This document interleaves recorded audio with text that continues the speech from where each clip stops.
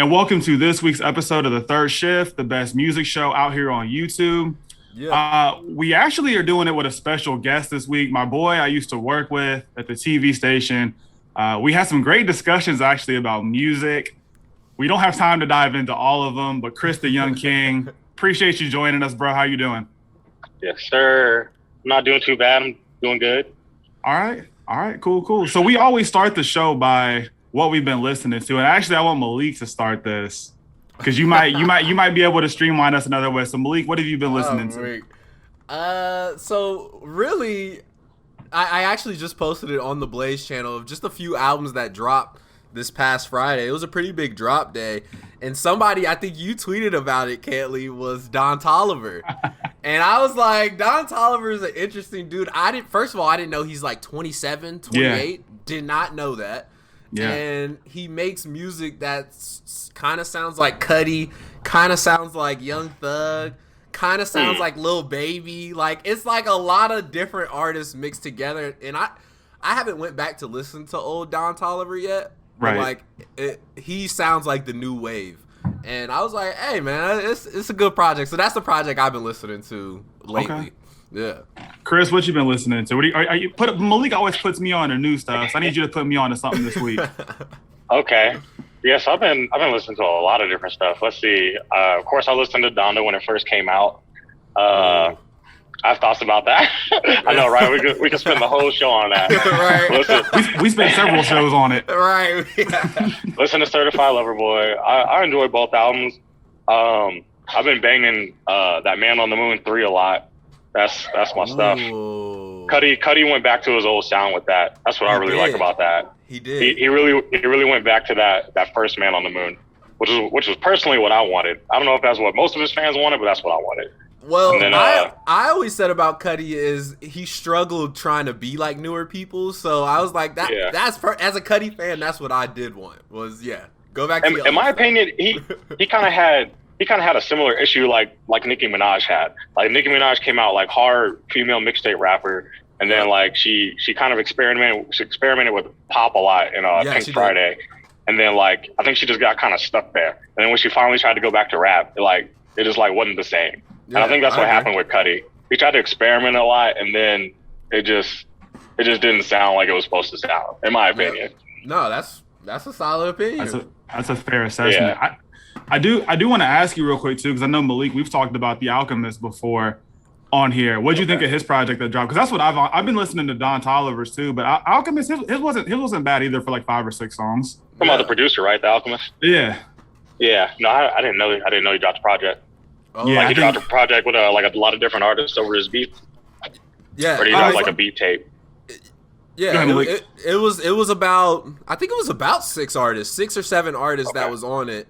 It was Vince Staples and some other people I'd never heard. Like I didn't know who these other people were. Oh, you sleep. There's a lot of like staple people on that, like Mike. He's a very up and coming underground rapper. What is it, like Zaloopers or something? Zaloopers, yes. Yeah. I'm not familiar with any of those dudes. He's a very underground. He's a very underground dude, but like probably in the past like year, you know what I mean, all his social medias have probably went up 10,000-20,000 off of just some straight, just making whatever music you want. Right. And I feel like that's where Alchemist is tapping into, because you know Alchemist was cool with Earl Sweatshirt. And Earl Sweatshirt, like everybody in Earl's camp is like underground. That's literally what I picture underground, because they don't care to make music that everybody can relate to. I wanted to ask you guys about this because I am very curious, and I have looked endlessly for this. Did anybody ever find the album that they were talking about that was like hidden on YouTube under like a different? I never found, bro. I want to hear it. No. Where would you start looking up? I literally just searched Earl Sweatshirt. It just went from there. I was like, maybe somebody posted. Yeah, I was like, maybe somebody posted the link in one of these comments. I don't know. Nah, that's funny. What's funny about how YouTube works though is that somebody will eventually stumble upon it. Like it won't be they typed in something specific. Like they just gonna be sitting there on YouTube clicking through videos. Up next come up and it's just a random Earl Sweatshirt song with an Alchemist beat, and everybody gonna flip. Yeah, I'm gonna be the one that finds it too. It's gonna be like the cure for cancer. They're gonna be like, oh, he found it. I'd be like, yeah, you're right. I did. Yeah, all right. It's gonna be titled something weird. Oh yeah, hell yeah. Throw you off. Before we get into the next topic, which is the BET awards we talked about, there was a lot of like good up and coming artists and stuff, but Chris the Young King is a good up and coming artist, and a lot of people that like followed the Blaze stuff originally when I started it, maybe a couple of years, or maybe about a year or two ago. They love the song. They love the intro song.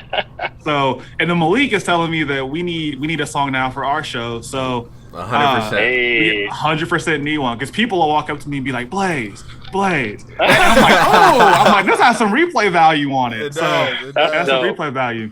But I wanted to ask you to make a full version of that too. Oh, what's up? We need the remix. We could throw Malik on the remix because he's got a couple. He's got a couple heaters stowed away at his laptop. But I did want to just talk about your career kind of too. As far as a musician, like how you started, who were some of the people that inspired you, things you're working on now. So just really anything about your music profile. Okay, for sure. So I've been rapping for a while now. So it's been like 10 years. So when I first started, I was kind of I guess I was what most people might consider like a backpack rapper. And then a couple years into it, before I graduated college, I changed my music to be a lot more faith-based. And it's an interesting thing when you do that. You kind of almost start over in a weird way. And I like to use Kanye as a perfect example of that, and why most people didn't like Jesus is King. I think half the reason is because it was faith music. Obviously, not everybody is going to react very well to Christian-based music. But I think the other half of it too is that it really wasn't good, because I didn't even enjoy it. I listened to Christian rappers, I didn't really enjoy it. It was like when you switch over like that, you kind of just like, it's weird. Like you kind of start over because you're making a whole new thing. But so I've been doing that for a few years now, and I've just been working. I've been doing a lot of singles. I came to a point where I stopped doing mixtapes and I stopped doing projects. I stopped doing mixtapes mostly because it became a thing. Much like even with a major artist, you'll see that their mixtapes are just original songs now, and that just seems pointless. Like if you're gonna do a mixtape full of original songs, it's basically just an album. So I was like, so I moved to doing singles personally, and I'm working on a EP right now. Not releasing the title just yet, but I was gonna ask you. I was gonna say the title. Yeah. maybe I'll tell you the title. Just for the show. Be a show exclusive. We talked about cover art the last time we did this show. That was one of the things. So like, the cover art, is that something you're putting like a lot of time into also? Yeah, I'm really big on cover art. I do cover art myself, but I also like to enlist. I'll do it myself. If it's a thing where I have a vision and I think that I can bring it out better, or honestly, just if the budget ain't there at the moment. But most of the time, or like half the time, I'll have someone do it, and the other half the time I'll do it. I'm super, super big on cover art. I think having that picture to kind of give you an image of the song, is huge. I think it's really important. And having like the proper imagery. I don't think enough artists put time into their cover art. Using Kanye again as an example, it's a black screen. Yeah, that was no effort. We talked about how do you go from like graduation to Donda? Like I think Malik and I both had graduation in our top 5. We did. It's like you go from that to Donda. It's like, come on, man, what's going on? Yeah. But even smaller artists, sometimes will put that small effort into their cover art. Yeah, it's just a photo in their camera roll or something. That's now a music cover. Yeah, 100%. I think dope cover art really makes the experience.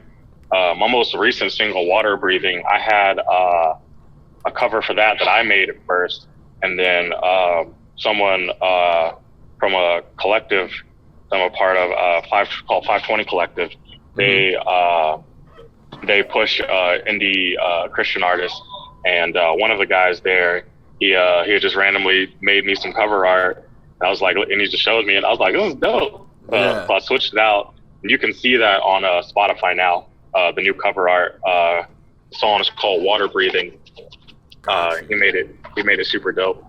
And I think cover art too is part of Rollout. Like I'm really big with that. So like the title is based on a really popular anime right now called Demon Slayer. And so for the rollout and the cover, I have my sword and I have the Tanjiro kimono, and I kept that theme. And then now that it's the cover art, even though it was unintentional, like it creates like that really nice continuity.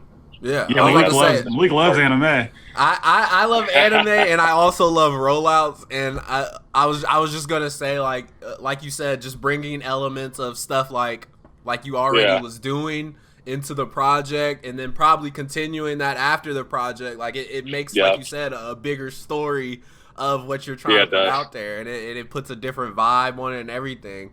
So I was gonna say I definitely have a couple questions. So you being you said you switched to being a faith rapper now. I mean, in that, who influences you, and then I mean, what's the reason to keep doing it, or is it just because it's truly what you want to do now? So I definitely do it because it's what I want to do. It's it actually, like, the funny thing is when I first switched over, I had no idea like it was this whole thing. Like most people, like, if they don't know too many, like the main artist they'll know is Lecrae. He's like the Christian rapper. Yeah, that's the main one I know. Yeah. When I first started, I thought he was the only one. I thought he was just like an anomaly. No pun intended. Yeah. You got to outname anomaly. Right. But yeah, there's a whole bunch. There's like so many. And there's definitely a lot that I've like grown to be inspired by. Mainly his camp. Like, I mean, his whole camp is strong. Like, and like I say this it's impossible to say this without me sounding biased, but like his camp got some of the best rappers, like, period. Like not just Christian rappers, like just period. Like Andy Mineo is one of his biggest artists, probably his biggest artist now. But another artist recently left the label. Like that dude is just insane. So I'm really inspired by him and the whole camp. And yeah, I'm still learning a lot about that industry myself, and finding the kind of music that I want to make. I found that if you're looking for a particular sound, I definitely like to make a lot of mellow music sometimes. A lot of like mellow rap. That's kind of how Water Breathing is. It's like a chill, something you would listen to at night, like something like a lyrically chill song. Yeah. Not super energetic. But then on the other end of the spectrum, I also like to make like super energetic, hype music. I'm waiting on the house party song. That's what I'm waiting on. There might be one of those. Hey, I'll take it. Might be something like that in the clip. I'll take it. I definitely got a lot of stuff I'm working on right now. I already have the next song that's coming out. That one won't quite be ready because I wasn't happy with how it came out at first. So that one's changing. Then I already have another 2 or 3 planned. Like literally I have songs planned for the entire year. Hey, as you should. Definitely. Malik, you have any more questions? I mean, just based off of what you were saying, like you finally found, more artists to look up to. And you know what I mean? You finally found, of course, you're probably the fan base you're trying to get into as well. And I feel like that's definitely a message that I definitely want to put out there to underground artists or people that's trying to get into music. Like, there's a fan base for what you want to make. And people fall into that, like, I'm trying to sound like Kanye. I'm trying to sound like Drake. Like, no. Like, there's only one of you. And, there's only one you. And once you find what you make, there's that fan base for it. And I have to say, it's definitely cool that you definitely found, more people to tap into and more people to see how they're moving, how they're marketing their music and all that. Yeah. And I still look up to a lot of different secular artists too.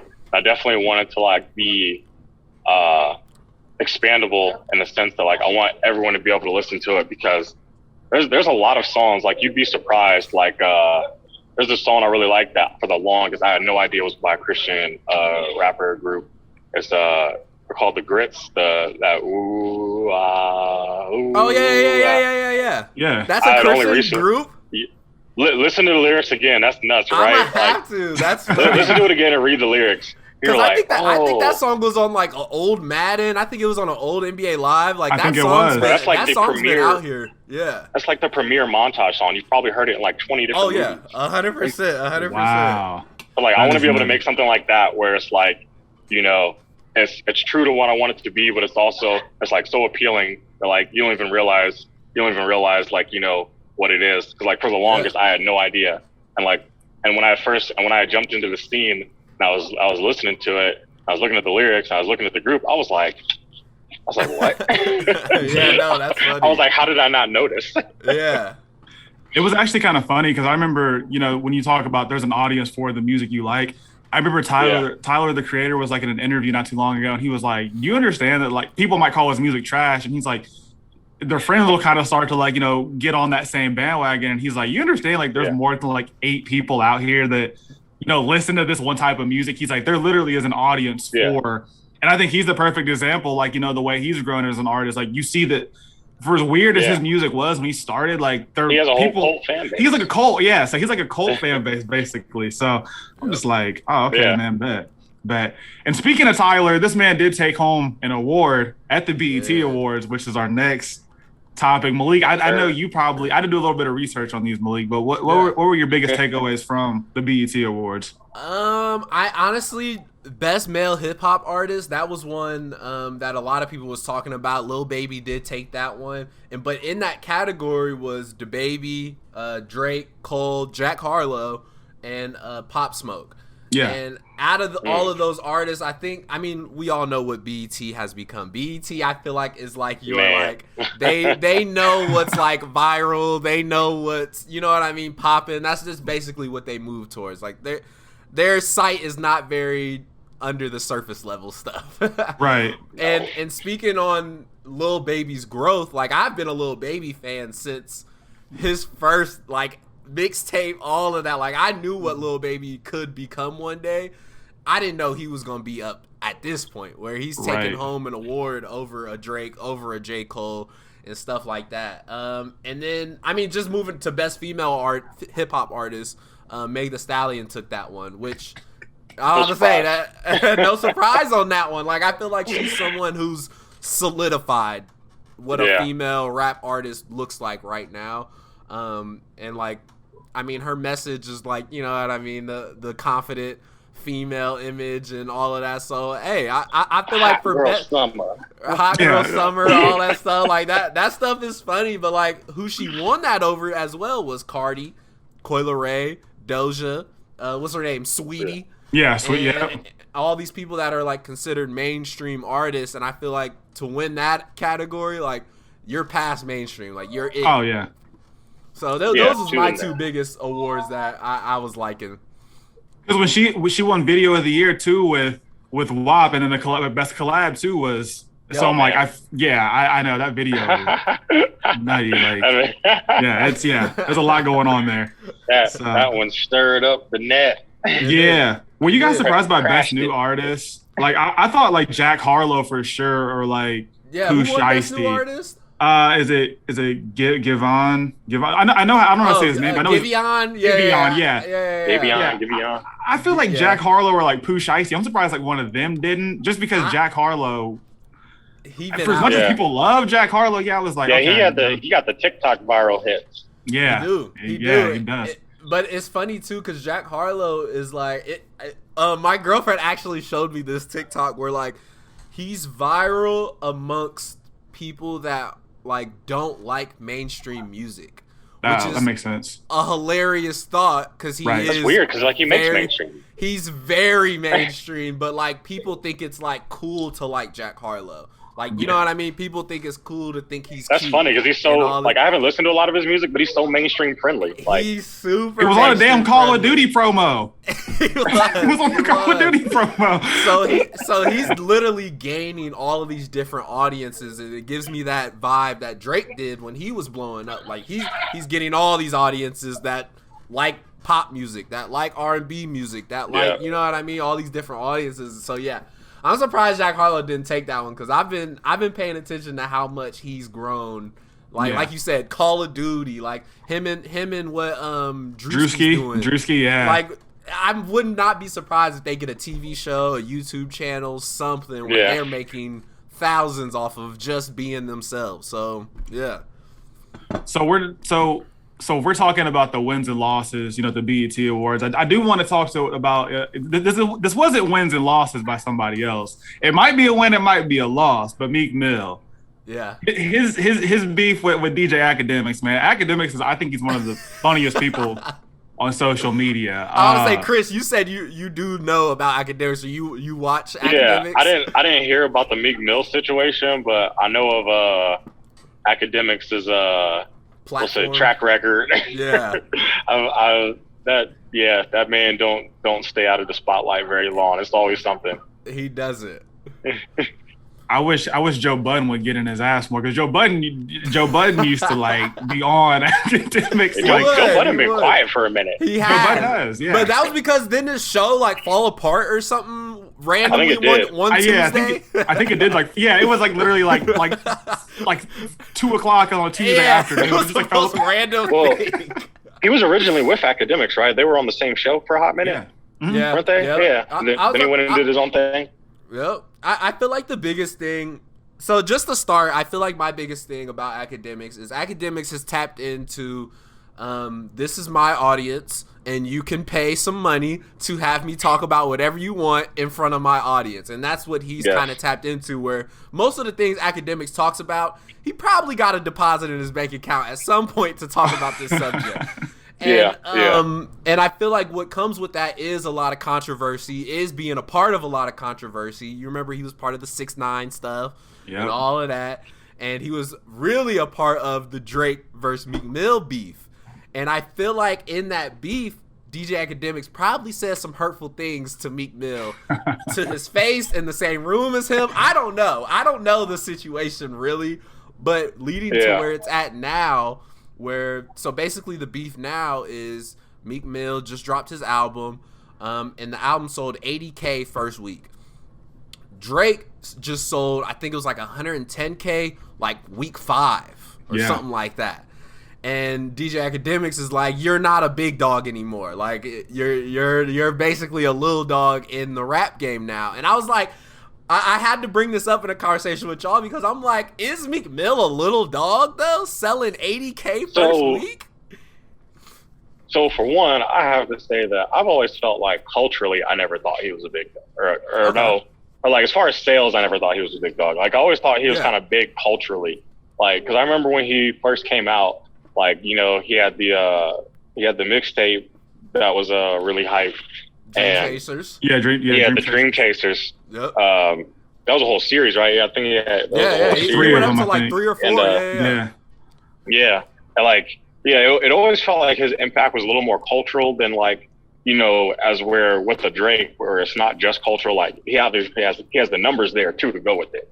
Right. Like I never thought the numbers were quite there, but as far as 80K a week, like 80K a week, like I mean. And this is the part where we know like DJ Akademiks like to kind of stir the pot, because 80K a week in today's climate, like even for an artist of his caliber, I don't think is that bad at all. Yeah. Like most artists, like I feel like they're not even getting numbers that are worth reporting. Yeah. No, for 100%. I mean, Best Buy doesn't even sell albums anymore. Like albums unfortunately are dying. Like it sucks because albums are so much better in my opinion. I would rather listen to a CD. Yeah. But especially with the way they calculate streams, as we were talking about before the show, how streams are calculated in the first week sales now. Yep. And so 80K is even more impressive when you look at it that way, because each one of those sales are factored, or some of those sales are factored from a stream that eventually counts as an album sale, which I think you said was like 1,000 streams or something like that. Yeah, it's basically like 1,500 streams is an album sale. Yeah. Yeah, so I mean that's still pretty impressive. Yeah. It's crazy to think it's not horrible at all. Yeah, and somebody like a Drake who is like, certain songs of his are gonna get streamed like 1,500 times, like a million times. So like that's like that's crazy to me, bro. That is crazy. And what I always thought was interesting too about Drake's album, Malik, I don't know if we ever brought this up, but like he didn't have any singles that like led up to this album. It was like, because people would always be like, oh well, you know, Drake's albums, it's just a bunch of his singles all put together. But like this time around he didn't. So that was what I always thought still was doing the numbers. So when you talk about you have to stream a song that many times for it to be a sale, I didn't know that. So I think that's definitely, like you said, that's impressive for almost anybody that can do that now. Exactly. And like I was looking at the actual list of the album sales for this past week with Meek Mill, and like Drake is the only rapper above Meek Mill. So I'm like, and we put it in the grand scheme of things, they're the only two rappers that's selling like that. So it's like, but AK did go a little further with it by explaining that Meek Mill does try to make his platform seem bigger than what it is. Basically saying like he's like rapping about like prison reform, like he's talking about black people being undervalued and all of this stuff. And like DJ Akademiks kind of made it a joke to say like, you've been in the rap game for 10 plus years and you're talking about this, but why are you still rapping about gun bars, and why are you still rapping about jewelry, and why are you still rapping about surface level stuff that somebody who's new in the game could get by with, but somebody who's been in the game 10 plus years, it's kind of weird at this point. And I kind of agreed with him on that, because I'm like, we've seen what Jay-Z's done, you know what I mean? We've seen what 21 Savage is another one who he's kind of changed Savage, it up. 21's music, he hasn't even been around for 10 years. He's been around for like 5 or 6, and his music's changed. Exactly. And DJ Akademiks was kind of just like, why are we still rapping about this? You know what I mean? At 35, 34 years old on your 8th project. And I was like, okay. I can't defend Meek that much on that one. Yeah, that makes sense. It's one of those things where it's just like, I mean, one, that's what his fan base is used to. Exactly. You know, he's probably a little scared to switch it up. Switching it up is scary. You know, as we've seen, they can have some dangerous results. Yep. And then it's like, I think it's also just people like, that's kind of like what they expect people to want to hear. Yeah. And it's like, it becomes this weird cycle of, this is what the artist is just used to making. This is what people are expecting, and then this is what the artist is expecting people to be expecting. And it's like, that may not be the case. Like, if more artists just switched it up and they're like, okay, you know, I'm just going to change it, and whether they're expecting it or not, you know, we can start to create a new culture where it's not the expectation. Exactly. Like a Tyler, the Creator, who was just rapping about whatever the heck he wanted for the longest, and kind of developed his own circle of influence of, you know what I mean? Y'all know what to expect when I drop an album. If I tell y'all it's a R&B pop album, y'all better not be tripping, because y'all know it's gonna be good. Right. And that's where I'm like, it is probably time for Meek to change up his style. But the beef is still funny, because we're literally talking about a man who's gotten over millions and millions of streams. That's, you know what I mean, being disrespected. So it's just funny. It is funny. Yeah, a little bit. You got to have the comedy in there to mix it up every now and then. 100%. Oh, for sure. But I was about to say, that's it for me, man. That's all I got. I definitely appreciate you coming on, talking a little bit about yourself and your career, and I definitely hope we get that Blaze Review song, man. I know. That's all I'm saying. That's all I'm saying. We need the third shift intro, man, because it's like, like I said, people walk up to me and still sing the Blaze song. I'm like, man, this is nice. So Christian, bro, we appreciate you joining us today on the show. Can you tell people where to find your social media, your music, and just everything that they can tap into? Absolutely. So you can find me, just type in either Chris TyK, handles usually I am the Young King. That's for Instagram, Twitter, and then Facebook. Just put in Chris TyK. I put my music on all streaming services. So whatever's available, it's literally there. Everything from Spotify, Tidal, Apple, to TikTok and Facebook even. So it's everywhere. And if you go to any of my socials, Instagram or Twitter is probably the easiest one. Look at my bio, get my link, and you can get to a lot of my other music sites there. You can get to my merchandise and get to my brand that I'm an ambassador for. So you can support those kind of ways too. That's all dope stuff that's been in the works. Appreciate it. We're going to have you back on here when you drop the EP. Yes. Oh, absolutely. Oh, I forgot. I'm gonna give you all the title. So exclusive third shift. I'm gonna give you all the title. So the title for my next EP is going to be called "Thanks for Dealing with Me." Thanks for dealing. Okay. Yeah. So that's just a real quick note about that. If you listen back to a lot of my old music, there's a lot of sometimes there's a little sadder, depressive stuff. And it's kind of it kind of leans into that a little bit. It's quite literally a bit of a thank you note, like to all the people that I have around me, you know, literally thanks for dealing with me because I know I can be a lot. Hey, we all can, bro. So we'll definitely have to have you on here, like you said, when you drop it for sure. Yep. Definitely. All right, bro. Well, appreciate your time. Co-host Malik Cantley out here with the best music show, The Third Shift. Gonna have a new intro track here soon. So thank you. Thank you guys for watching, and we will see you guys on the next episode of The Third Shift.